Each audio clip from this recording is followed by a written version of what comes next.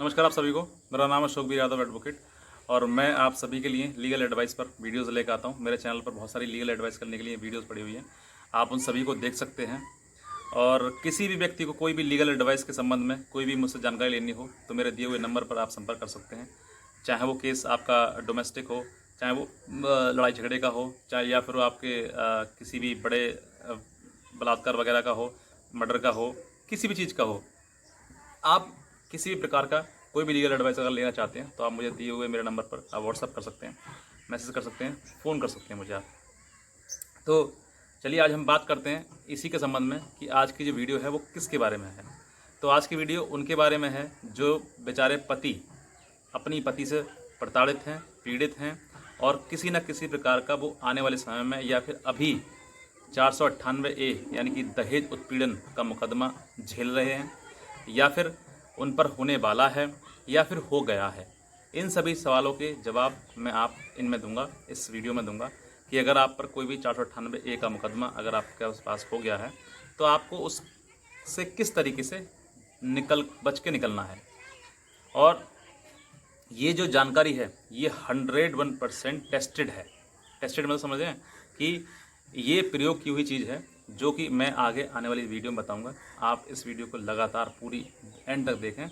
जब आप पूरी देखेंगे तभी आपको जानकारी मिलेगी। अगर आपने आधी अधूरी जानकारी ले ली और बीच में इस वीडियो को छोड़ दिया या स्किप कर दिया तो इसका मतलब आप जानकारी पूरी नहीं ले पाएंगे। ठीक है, तो आप इस वीडियो को पूरा देखें। और हाँ, एक चीज़ और मैं आपको कहूँगा, रिक्वेस्ट है मेरी आपसे कि आप इस वीडियो को देखकर नीचे जो लाल रंग का बटन है उसको ज़रूर दबा दें ताकि आने वाले समय में आपके लिए वो वीडियोस की जो मैं नई वीडियो डालूँ उसकी अपडेट आप पास से डायरेक्ट जाए, सीधे आपके पास में जाए और आप उस वीडियो को देख पाएँ। तो मैं ये कहूँगा कि आप सब्सक्राइब कर दें, वीडियो पूरी देखें और अगर आप चाहते हैं कि इस वीडियो को अपने दोस्तों तक, अपने रिश्तेदारों तक आगे पहुँचानी है तो आप उसको पहुँचाएँ, शेयर करें। और मन में आपको कोई प्रश्न हो, जवाब, सवाल हो तो आप मुझसे नीचे कमेंट सेक्शन में पूछ सकते हैं, मेरे नंबर पर पूछ सकते हैं, व्हाट्सअप कर सकते हैं, कॉल कर सकते हैं मुझे।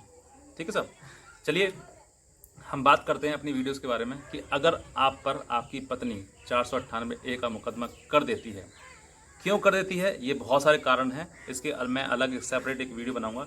लेकिन अगर आपके ऊपर 498A का मुकदमा लिख जाता है थाने में, चाहे वो अभी लिखा गया हो या कुछ दिन पहले लिखा गया हो, लेकिन बहरहाल आपने उसमें कोई ज़मानत वगैरह ना कराई हो, तो उससे बिना जमानत किए हुए किस तरीके से आप बाहर निकल सकते हैं वही मैं बताऊंगा आपके लिए। कि क्योंकि आज के समय में लोग बहुत ज़्यादा प्रताड़ित हैं इन सब चीज़ों से भी।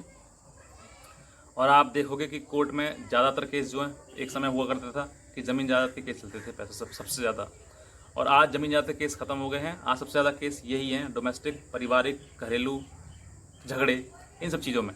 और छोटी छोटी बातों पर मुकदमा करना ये भी सही बात नहीं है। मैं ये भी कहना चाहूँगा महिलाओं के लिए, क्योंकि परिवार है, परिवार पति पत्नी का जो झगड़ा होता है वो पति पत्नी ही समटा लें तभी ठीक रहता है, वरना कोर्ट तक जाएगा और कोर्ट से बाहर जाएगा, समाज तक जाएगा, तो फिर सिवाय समय बर्बाद होने के, जीवन बर्बाद होने के और उन चीज़ों को बर्बाद होने से कोई नहीं रोक सकता जो आपका बर्बादी का एक समय स्टार्ट होने वाला है। दोनों का ही है, किसी एक का नहीं है। कोई एक समझे कि एक का ही है, नहीं, लेकिन गुस्सा दोनों को होता है तो कोई ना किसी को तो दबना पड़ेगा और दब के बात वहीं ख़त्म कर दी जाए तो बहुत अच्छी बात है।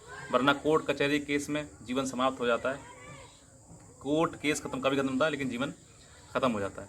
तो उसी चीज़ को बचाने के लिए मैं चाहूँगा कि मेरे भी एक आपसे इल्तिजा है कि आप इन सब चीज़ों को समझें और समझने के बाद अपने परिवार की डोर जो है वो बहुत स्ट्रॉन्ग तरीके से पकड़ें उसको, ताकि आगे पूरी जीवन भर चल सके। अगर नहीं चल पा रहा है किसी कारण से तो अलग हो जाएं, लेकिन लड़ाई झगड़े से कोई फ़र्क नहीं है, कोई फ़ायदा नहीं है, कोई भी फ़ायदा नहीं है, ना आपको, ना लड़की को, ना लड़के को, किसी को फ़ायदा नहीं है। सिर्फ है तो कोर्ट कचहरी जो फाइलिंग बढ़ रही है वो पेंडिंग, और वकीलों को फ़ायदा है, आपको कोई फ़ायदा नहीं है।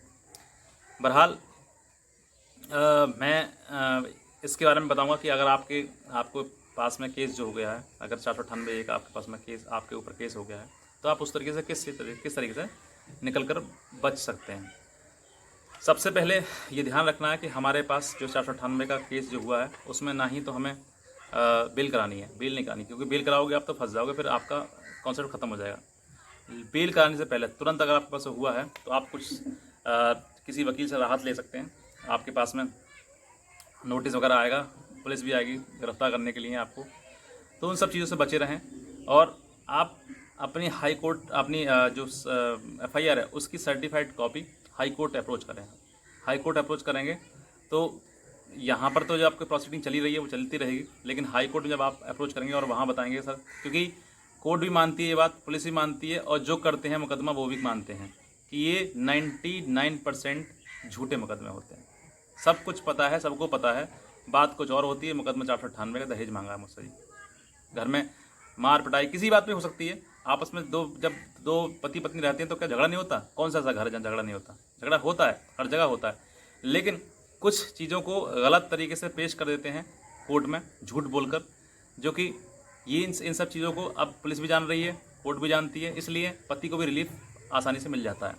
तो आप उसकी सर्टिफाइड कॉपी लेकर हाई कोर्ट पहुँचें और हाई कोर्ट जाकर वहाँ पर ये 482 के तहत 482 CRPC के तहत आप एक मुकदमा दर्ज करें, और मुकदमा दर्ज करने के बाद वहाँ से आपको रिलीफ मिलेगा कि आपकी जो लोअर कोर्ट में जो प्रोसीडिंग है, लोअर कोर्ट की प्रोसीडिंग है या थाने में चल रही प्रोसीडिंग है, उसको स्टे कर दिया जाए। आपको टेम्प्ररी स्टे मिल जाएगा वहाँ से, और स्टे जैसे मिल गया आपको तो ना फिर आपको पुलिस परेशान करेगी और ना ही लड़की वाले परेशान करेंगे, आपको कोई परेशान नहीं करेगा। जो नीचे का लोअर का जो थाने का जो केस है वो बंद हो जाएगा, उस पर किसी भी प्रकार की कोई कार्रवाई नहीं होगी। अब बात रही आगे इन्वेस्टिगेशन की, तो इन्वेस्टिगेशन होगा तो उसमें बहुत समय लग जाएगा इन्वेस्टिगेशन, तब तक आपके पास जो FIR है उसमें जो आप भागे भागे फिर रहते हैं उससे आपको रिलीफ मिल जाएगा। तो वहाँ पर आपके लिए ये काम करना कि थाने से जिस समय आपके पास FIR दर्ज होती है थाने से ले सकते हैं। थाने से नहीं मिला आपके लिए तो कोर्ट से वकील से निकलवा सकते हैं, क्योंकि थाने की हर चीज़ कोर्ट में पहुँचती है। तो कोर्ट से आप सर्टिफाइड कॉपी निकलवा सकते हैं, और निकलवाने के बाद सीधे आप हाई कोर्ट अप्रोच करें। हाई कोर्ट में कोई वकील किसी संबंध का, अगर आप UP के हैं तो आप मुझसे संपर्क कर सकते हैं, क्योंकि मैं भी हाई कोर्ट तक पहुँचता हूँ। और कोई इसके बारे में कोई और एडवाइस लेनी है तो आप मुझसे भी एडवाइस ले सकते हैं। हाई कोर्ट के बारे में ले सकते हैं, आप लोअर कोर्ट के बारे में कर सकते हैं। और यहाँ पर आप जब आप हाई कोर्ट पहुँचेंगे तो आपके लिए 100% आपके लिए ऐसा नहीं है कि सर हम जाएंगे तो हमें कुछ रिलीफ मिलेगा, नहीं मिलेगा। जी मिलेगा ही मिलेगा, क्योंकि कोर्ट भी समझते हैं कि ये डोमेस्टिक परिवार के घरेलू झगड़े हैं। इन सब चीज़ों में कोर्ट को घसीटना नहीं चाहिए पहली बात तो, लेकिन अगर कोर्ट घसीट लेते हैं तो कोर्ट भी पति को रिलीफ दे देती है। बहरहाल इसमें कोई झूठ क्योंकि मार पिटाई वगैरह किसी प्रकार कोई मेडिकल वगैरह ना हो लड़की की तरफ से, क्योंकि मेडिकल होगा तो थोड़ा सा टफ पड़ जाता है, लेकिन हाँ फिर भी पता लग जाता है कि हाँ ये चीज़ें होती रहती हैं और ये चीज़ें कोई ज़्यादा वो नहीं है। लेकिन हमारे जो लड़की के परिवार वाले जो होते हैं वो इन चीज़ों को ज़्यादा बढ़ा कर देते हैं, छोटी छोटी चीज़ों को बढ़ा कर देते हैं। क्योंकि ज़्यादातर मैंने देखा है, मेरा अपना अनुभव है कि जो लड़की का परिवार है, लड़की का जो घर ख़राब करते हैं वो लड़की के परिवार वाले ही करते हैं ख़राब। और लड़की का योगदान इतना होता है कि वो छोटी छोटी बातें अपने परिवार को बताती है कि मुझे आज ये करा, मुझे पिटाई करी, मुझे मारा, मुझे डांटा, मुझे सब कुछ किया, ये तरह किया। तो इन सब चीज़ों से आपको भी थोड़ा अवेयर रहना है कि आप इन सब चीज़ों को छोटी छोटी बातें ना बताएं, ताकि घर बिगड़ेगा आपका, बिखरेगा आपका बिखरेगा। और माँ बाप का भी काम नहीं आते हैं, ना लड़की काम आएंगे ना लड़के के काम आएंगे। लड़के को तो अपने घर रहना है, लेकिन लड़की को भी सोचना है कि मुझे किसी और के घर जाना है। तो किसी और घर जाना है तो थोड़ा सा सहना तो पड़ता है, जो सहता है वही रहता है। तो सहोगे तो रहोगे भी थोड़ा बहुत। मैं ये कह रहा हूँ ज़्यादा नहीं, ज़्यादा का ज़्यादा होता है तो आप देखिए अपनी कानून लड़ाई लड़ सकते हैं, सब कुछ फ्री है। आपको आर्टिकल 21 संविधान का राइट है, तो आप उस राइट का इस्तेमाल कर सकते हैं। लेकिन फिर भी मैं ये कहना चाहूँगा कि आप अपने परिवार को मजबूती से बनाए रखें। कुछ लोग मेरी बात समझ में आएगी, कुछ लोग ये भी कहेंगे अरे इन्हें पता नहीं है अभी किस तरीके से मेरे साथ क्या हुआ है, किस तरीके से हुआ। पता तो है मुझे सब कुछ किस तरीके से क्या होता है। और फिर भी मैं यही कहना चाहूँगा कि आप अपने परिवार को स्ट्रॉन्ग बना कर रखें, परिवार के साथ में रहें, क्योंकि परिवार ही सबसे बड़ी आपकी जड़ है। आप मायके में लड़की अपने पूरा जीवन काट देगी तो फिर उसका कोई औचित्य नहीं है, किसी काम की नहीं है। अगर आपको अपनी ठान ली है कि बननी ही नहीं है तो आप अलग हो जाएं, प्यार से मोहब्बत से जो भी है, और आगे अपना जीवन अगर आगे ठीक कर सकते हैं तो आगे ठीक करें। चलिए बहरहाल इतनी आज के लिए वीडियो में है, और बस यही कहूँगा कि आपके पास अगर कोई प्रॉब्लम है तो आप मुझे दिए हुए नंबर पर आप मुझे संपर्क कर सकते हैं, व्हाट्सअप कर सकते हैं, मैसेज कर सकते हैं। और मेरे चैनल को शेयर सब्सक्राइब जरूर करें, चलिए वीडियो देखने के लिए धन्यवाद।